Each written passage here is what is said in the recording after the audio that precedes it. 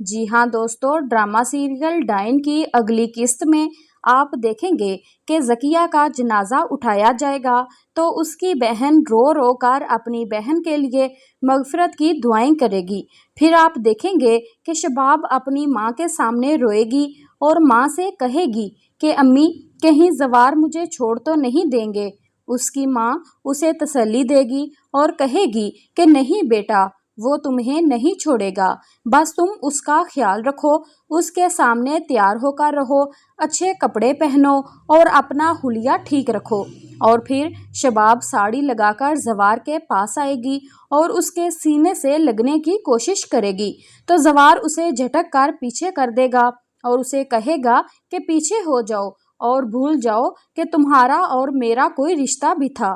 پھر شباب کہے گی کہ یہ سب کہنا اتنا آسان نہیں ہے۔ زوار کہے گا کہ تم نے جو کچھ میری بہن کے ساتھ کیا ہے اس کی تمہیں سزا تو بھگتنا پڑے گی۔ پھر زوار شباب کو اپنے گھر سے نکال دے گا اور اسے کہے گا کہ اپنی ماں کے گھر چلے جاؤ۔ اس طرح سے شباب اپنی ماں کے گھر چلی جائے گی اور نہال یعنی میشا کہے گی کہ اب الٹی گنتی شروع ہو چکی ہے۔ نہال یعنی میشا کے ڈاکٹر ابو کہیں گے کہ ظالم کو ختم کرنے کا مطلب ہی یہی ہے کہ اس کا اس دنیا سے بوجھ کم کرنا۔ اور نہال بیٹا، تمہیں اب یہ کھیل مزید ہوشیاری سے کھیلنا ہوگا، کہیں کسی کو کسی قسم کا کوئی شک نہ ہو جائے، اور یہ کھیل تمہیں ہر حال میں جیتنا ہوگا۔